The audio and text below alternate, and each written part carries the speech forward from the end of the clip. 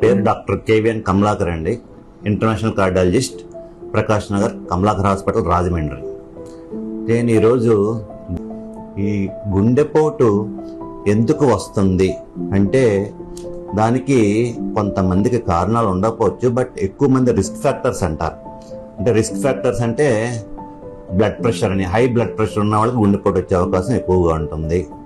అలాగే షుగర్ జబ్బు ఉన్న వాళ్ళకి గుండెపోటు వచ్చే అవకాశం ఎక్కువ ఉంది. సిగరెట్ తాగే వాళ్ళల్లో, ఆల్కహాల్ ఎక్కువ తీసుకునే వాళ్ళల్లో, సెడెంటరీ లైఫ్ స్టైల్ అంటారు, ఎక్కువసేపు పని చేయకుండా కుర్చీలో అలా కూర్చున్నప్పుడు కూడా గుండె జబ్బు వచ్చే అవకాశాలు ఎక్కువ ఉంటాయి.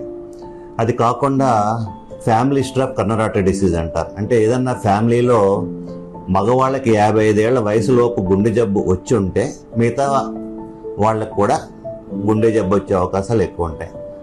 సో మగవాళ్ళకి బిఫోర్ 55 ఇయర్స్, ఆడవాళ్ళకి బిఫోర్ 65 ఇయర్స్ హార్ట్ అటాక్ వచ్చి ఉన్నట్టయితే ఆ ఫ్యామిలీలో మిగతా ఫ్యామిలీ మెంబర్స్కి వచ్చే అవకాశాలు, దీన్ని ఫ్యామిలీ హిస్టరీ అంటారు. సో ఈ రకరకాల కారణాల వల్ల గుండెపోటు వచ్చే అవకాశం, కొంతమందికి ఏమీ కారణాలు లేకపోయినా కూడా గుండెపోటు వచ్చే అవకాశాలు.